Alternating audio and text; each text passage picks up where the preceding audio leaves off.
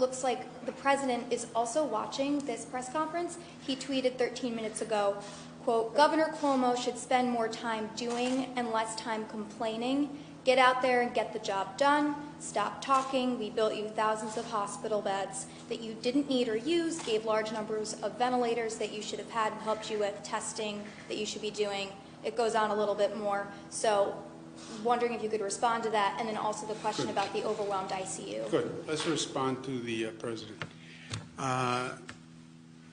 First of all, if he's sitting home watching TV, maybe he should get up and go to work, right? Second, let's keep emotion and politics out of this and personal ego if we can, because this is about the people and it's about our job, and let's try to focus on that. I have said repeatedly that when we were fighting for the additional capacity for our hospital system, that the president moved very quickly, and I applauded him for it, and he brought the Army Corps of Engineers, and he brought them up to build the Javits Center capacity, 2,500 beds. He's wrong that it hasn't been used. About 800 people have gone through Javits. To dismiss 800 people is disrespectful. But we didn't use 2,500 beds because we didn't reach the capacity. When he says, well, we built it, we didn't need it, it sounds like suggestion is, well, it was a request by the state that wasn't valid. If he didn't really believe 2,500 beds was necessary, I don't believe the federal government would have helped build 2,500 beds. And the number came from a projection from him. See, he should read the reports he issues. The White House Coronavirus Task Force had enormous, projected in the millions of people. The CDC, which is the president, projected in the millions of people. So the projections were high. They were the president's projections. So for him to say to anyone, well, you relied on projections and the projections were wrong, they're your projections, Mr. President. So were we foolish for relying on your projections, Mr. President? CDC, Coronavirus White House Task Force, that's you, White House, that's you. We relied on your projections. Okay, shouldn't have relied on your projections. Actually, I think the president has a better argument, which is, yes, we built 2,500 beds because the projections said it could get that bad, and because we worked together, we flattened the curve and we didn't hit the projection, which is actually what happened. But don't suggest that anyone made a mistake relying on your projections or on Cornell, Columbia, McKinsey, et cetera. Second, I have said a number of times, I don't know, what am I supposed to do, send a bouquet of flowers? They were very helpful on Javits. They were very helpful on sending the U.S. Navy ship Comfort. They were very helpful in intervening with China and getting PPE equipment out of China. They were very helpful in helping us find ventilators. I said thank you, thank you, thank you, thank you. Now, going forward, we're still in the midst of it. The president doesn't want to help on testing. He said 11 times. I said the one issue we need help with is testing. He said 11 times, I don't want to get involved in testing. It's too complicated. It's too hard. I know it's too complicated and it's too hard. That's why we need you to help. I can't do an international supply chain. He wants to say, well, I did enough. Yeah, none of us have done enough. We haven't, because it's not over. So yes, thank you for the Javits. Thank you for the U.S. Navy ship Comfort. But it's not over. We have a lot more to do. and no one can take the posture, well, just say thank you for what I've done, and I'm now out. I'm not doing anything else. I've done my part. What if I said to the people of my state, okay, I'm done. By the way, I saved hundreds of thousands of lives. I flattened the curve. I created more hospital beds than anyone ever imagined. I coordinated the entire state. I'm done. I'm done. I'm going home. I'm going to go see my mother. I'm going to spend time with my kids, and I'm going to go out fishing in Connecticut because their marinas are open. That's it. I'm done. What if I said that? That's what he's saying. I'm done. I don't want to help on testing. Testing is too hard. And then the only thing he's doing, let's be honest, well, it's up to the states to do reopen. By the way, it was always up to the states. What are you going to grant me what the Constitution gave me before you were born? It's called the 10th Amendment. I didn't need the President of the United States to tell me that I'm governor. And I didn't need the President of the United States to tell me the powers of a state. People did that. Alexander Hamilton, Thomas Jefferson, James Madison, they are the ones who gave me the power. And I don't need the President of the United States to read the Constitution for me. Maybe he should have read the Constitution before he said he had the power to open the states, where he did a very graceful 180, and many people allowed him to do the graceful 180. But, so he now says it's up to the governors, which he said repeatedly now, yesterday, version of yesterday. And now it's up to the governors to reopen. Okay, I'm going to reopen. I get it. And you don't want to help on testing, which is a national problem and replicates the same chaos that you created with medical supplies because FEMA wasn't ready. By the way, I needed a stockpile. Where was your stockpile? 10,000 ventilators for the nation? That was your stockpile?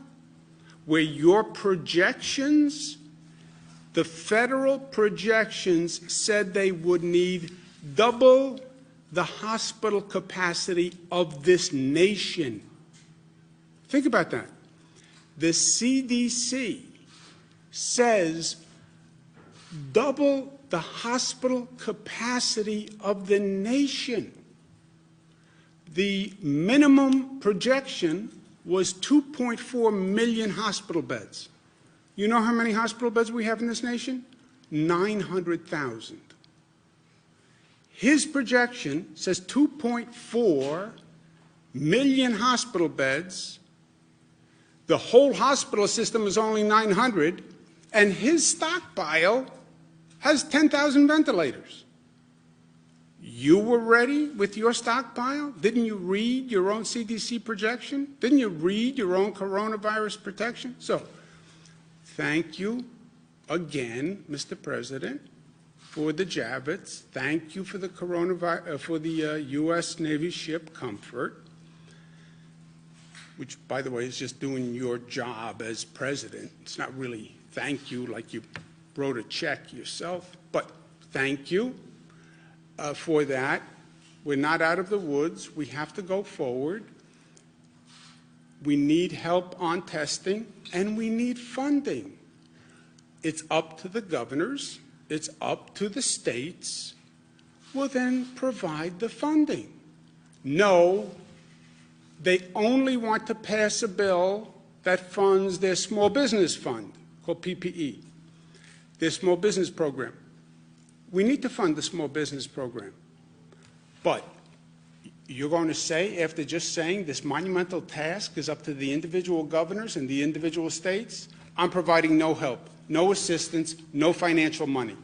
I understand that small businesses need the funding. By the way, I know that airlines need a bailout, but not the states.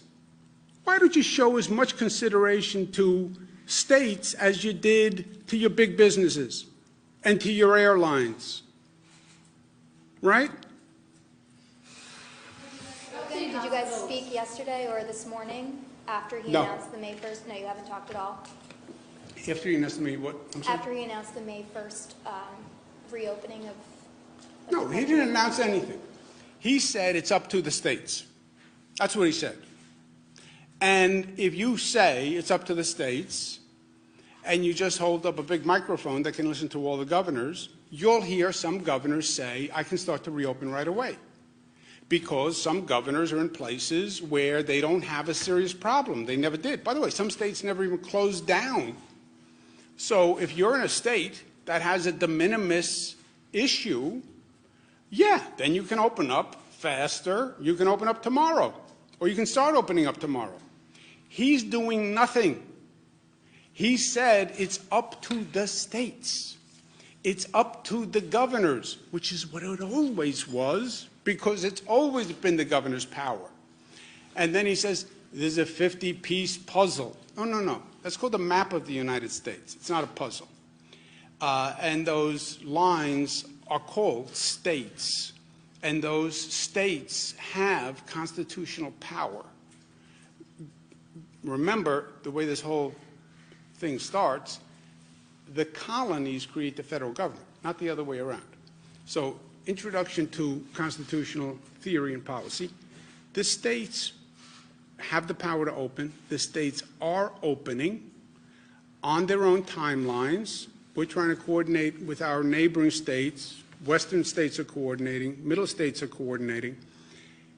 All he's doing is walking in front of the parade, but he has nothing to do with the timing of the parade, right? The governors are going to open when they think they should open. All I'm saying is there's two things they need help from. They need help from the federal government. Two things. Help on testing, because states can't do that, and I don't want to redo the mayhem of the PPE debacle. Second point, we need funding to do it. And the way you love talking about how you funded everything, big businesses are all getting bailed out, airlines are getting bailed out, bail out, bail out, bail out, all with taxpayers' money. State governments, which are the only ones who are doing this whole reopening, they're going to need funding, right? And will show gratitude. How many times do you want me to say thank you? But I'm saying thank you for doing your job. This was your role as president, okay? So that's the honest statement of fact. Without politics, I'm not running for anything. I have no agenda but delivering for the people of this state, and without ego. You want me to say thank you? Thank you for doing your job in helping build Javits and sending the U.S. Navy ship Comfort. Thank you for participating in a modicum of federal responsibility in a national crisis, which you know is a national crisis because he declared a federal emergency. So thank you for having the federal government participate in a federal emergency. And thank you for help building Javits, 2,500 beds, pursuant to your projection. Your projection. And if you don't agree with your projection, fire the head of the CDC, fire the White House coronavirus task force people, because they did the projections. In case he forgot or didn't read his CDC report, just to be precise, March 13th, so we're well into it, CDC says 160 to 214 million Americans infected. That's over half the population. CDC. 2.4 million to 21 million Americans hospitalized. 2.4 million, bottom number, 21 million Americans hospitalized. March 13th, the CDC. 2.4, okay? Let's say they're low number, 2.4 to 21, which is a hell of a differential, right? Either 2.4 or 10 times 2.4. Thank you for that great projection. But anyway, let's take their minimum number, 2.4. How many hospital beds do you have? 900. Call it 1 million. So it's 2.5 times what your capacity is, right? We're the state of New York. We have a 50,000 bed capacity. By their projections, what do we need? 150,000 beds. By the way, what did McKinsey say that we needed? 140,000 beds. They got it from the CDC, as it says on the screen. They got it from the CDC. That's why we built 2,500 beds at Javits, because we listened to you, Mr. President. And if we were foolish for listening to you, then shame on us. But read your own report next time before you criticize it.